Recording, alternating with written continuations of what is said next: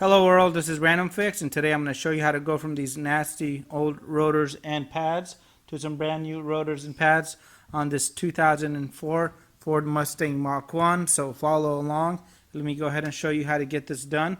And the same procedure works for the Bullitt and the Cobra Mustangs as well. I'll also include a link in the description box below on how to change the rear rotors and pads on this Mach 1 as well.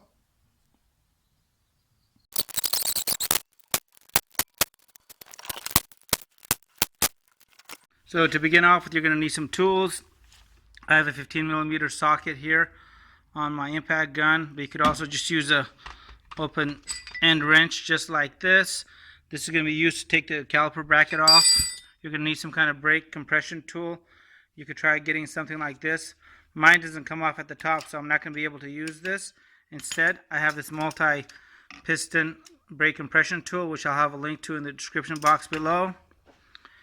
A caliper hanger like this. You could use a coat hanger if you have it available, and just find a suitable place to go ahead and hang your caliper. You never want to hang the caliper from this line right here. It will damage it, and you're going to have a huge problem as you're driving. And you're also going to need two flathead screwdrivers, two different sizes, some anti-seize to keep the hub from freezing to the rotor. Once you remove it, brake caliper grease, some brake cleaner, your brake pads, and new rotors. So let's go ahead and get this started. And to begin off with, we're going to go ahead and remove this guide bolt back here, and it's held on with this little retainer snap ring back here. So let me go ahead and show you how to remove that really quick. You turn your steering wheel to the driver's side. It'll make it a little easier to go ahead and do this job, so you'll have a little bit better visibility. And there goes my little snap ring, so keep that handy. You're going to need to put that back on. Now we're just going to go ahead and push this little bolt out of here. And with the bolt pulled out, you want to go ahead and use a pair of pliers, whatever you have available, to get that out. And now all you're going to do is you're going to move this up. If you have a really hard time getting that out of there, you may have to use a flathead screwdriver.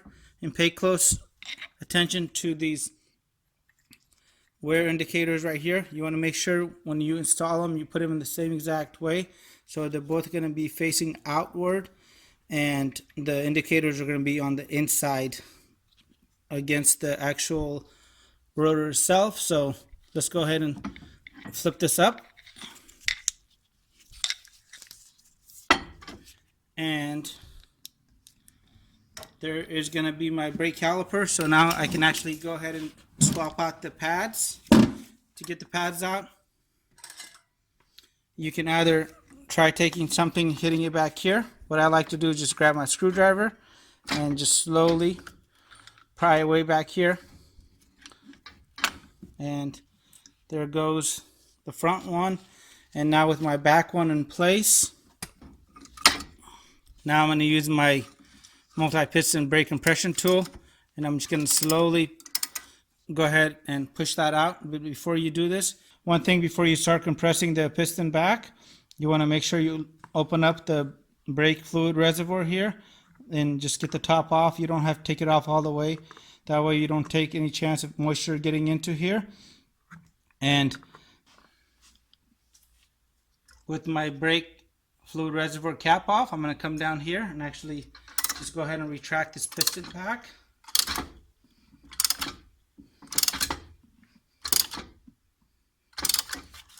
And these are really cool, because the other way, the ones that you can buy that cost about $10, they're great, but if you don't get this right, you might actually push your piston in at an angle and you can cause yourself all kinds of problems. So invest in a good brake compression tool like this, and you don't just have to use it on multi-piston vehicles. You could use it on pretty much any car, so good thing to have around.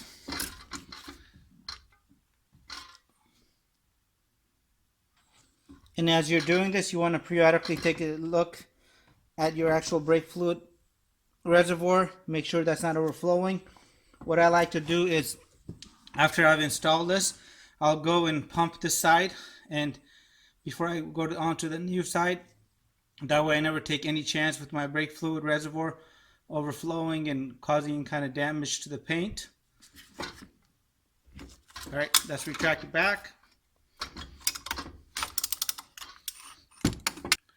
So I got my new brake pad here. I'm going to go ahead and install this.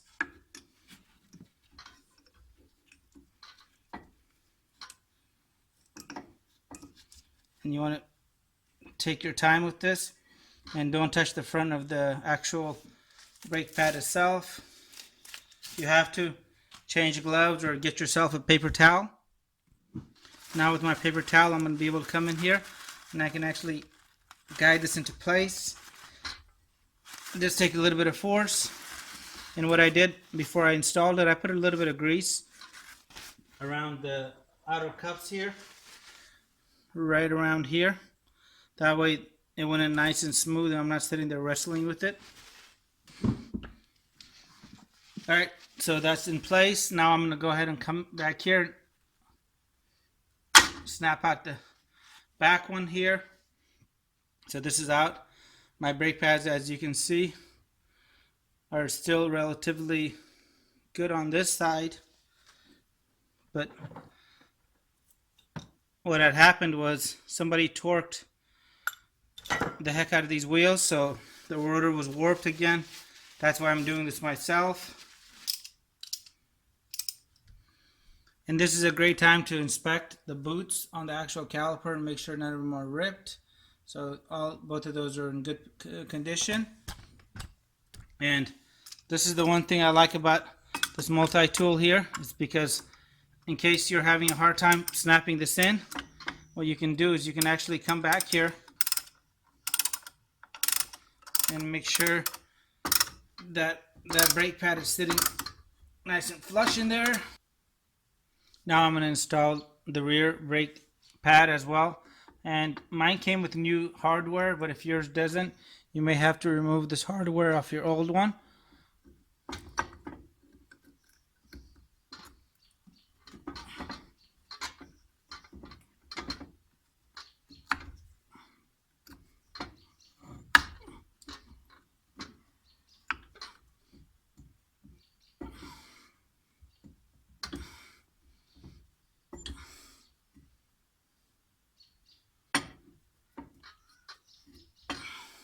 Alright, with my brake pads successfully loaded in there, I'm going to go ahead and put my brake caliper right back here. And it's going to be nice and sturdy up there, and it doesn't put any strain on the actual brake line itself. Now what I'm going to do next is I'm going to go ahead and remove the rotor here. And before you do anything else, you may want to spray down the brake caliper bracket here. Get it nice and clean.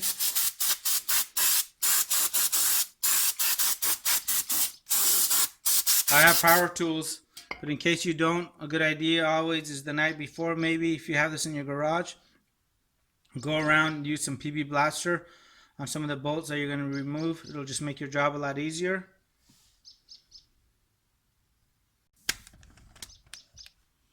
Now what I'm going to do is I'm going to remove these two 15mm bolts right here that hold the caliper bracket in place.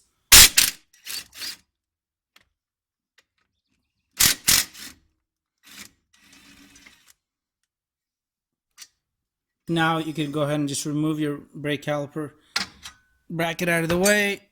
Get your old rotor off. Alright, so what you may want to do before you install your new rotor, you may want to go ahead and clean off this hub right here and make sure it's a clean and even surface for the new rotor to go into. So I'm going to use some brake cleaner on there.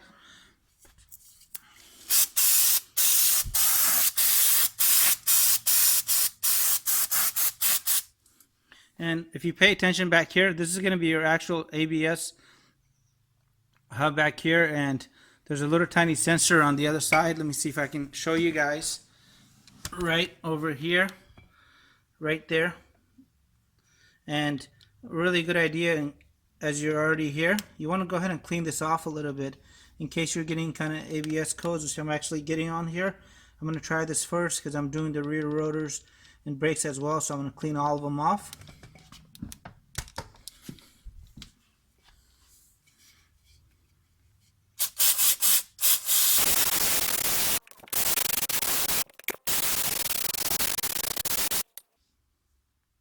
Now, as you can see, we got the ABS ring nice and clean, and I'm going to use my old but trustworthy brush here and just clean around here. This looks bad, but it's actually all anti-seize sitting on here, so I'm just going to clean this up.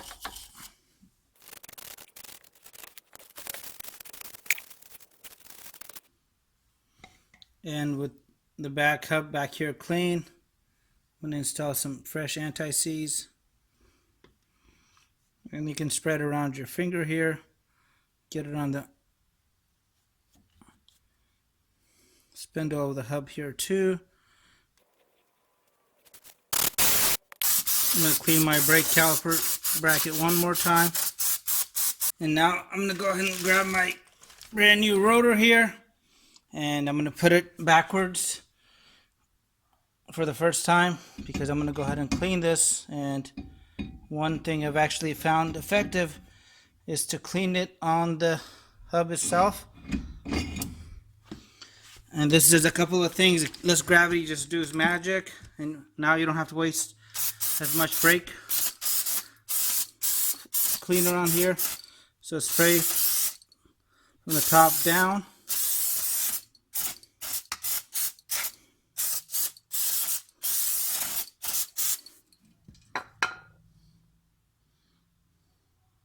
And you want to make sure your hands are clean when you're doing this. I went ahead and washed my hands. Come down here and wipe the surface of this one time. Repeat.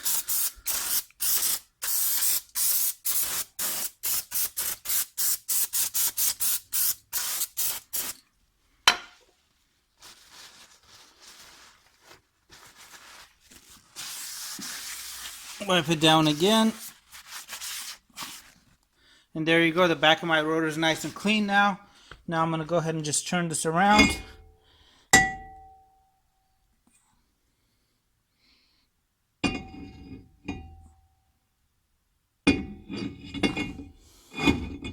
Installation is a little easier if you put one of your lug nuts in. The bottom one preferably.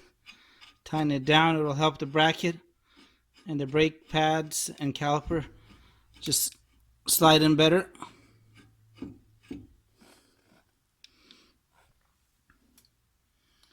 Now I'm going to spray the front.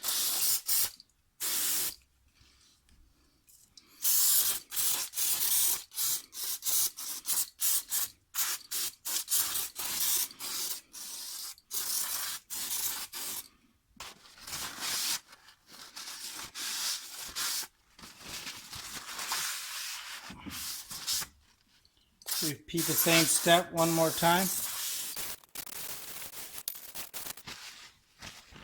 So that's all clean now.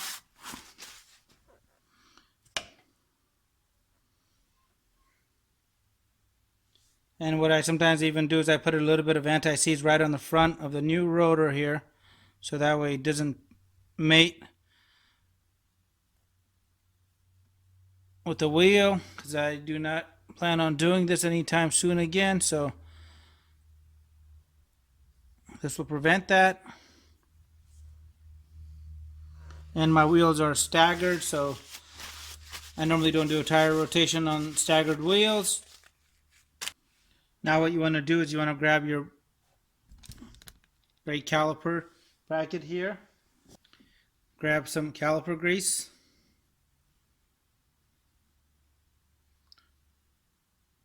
and get it in any of the contact points.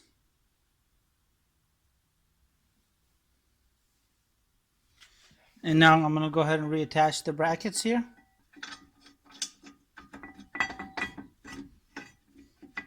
And it's not a bad idea as you're installing the caliper bracket bolts back here to go ahead and put some blue thread locker on here. If you're not familiar with doing this, Alright, you could use a box-in wrench like this, a ratchet, your impact gun. It's adjustable. And go ahead and tighten these down.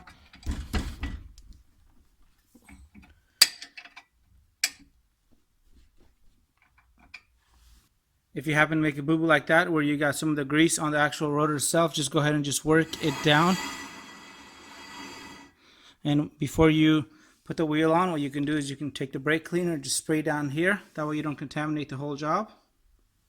Alright, so with my bracket back on and the anti-seize between the hub and the bracket is going to be lubed up on all the contact points, I'm going to grab my brake caliper now, and I'm going to go ahead and slide this on now. And you want to make sure you kind of like pivot it down like this.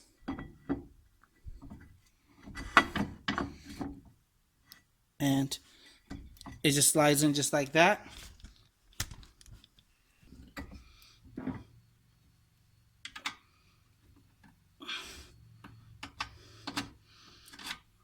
And now you're going to go ahead and slide the pin back in.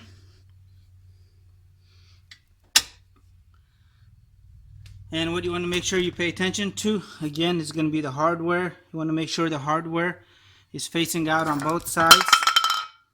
Just like that, right here, where you can see my finger. And now I'll go ahead and put that little retainer back in.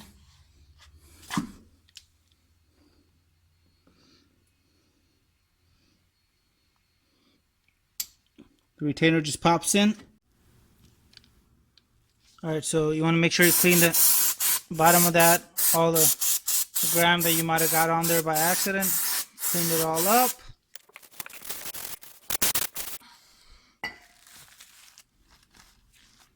And with that clean, I'm going to go ahead and install the wheels now. And a couple things you want to make sure whenever you're doing this, you always want to make sure that you torque the wheels to the right spec. I'll include a chart below that really is helpful that I've used for years. Alright, so the front rotors and brakes are completely installed. The car is driving great, drives straight. So I'm really happy with the results of this. And then the best part was I bought my own parts, and this came out to be dirt cheap. I'll have a link to the video below on how to buy parts for cheap, so check that out. If you guys like this video, give it a thumbs up. If it's the first time visiting the channel, please consider subscribing for more time and money saving videos just like this, and have a great day. You know, if you guys have any comments, hit the subscribe button, and I really appreciate your continued support.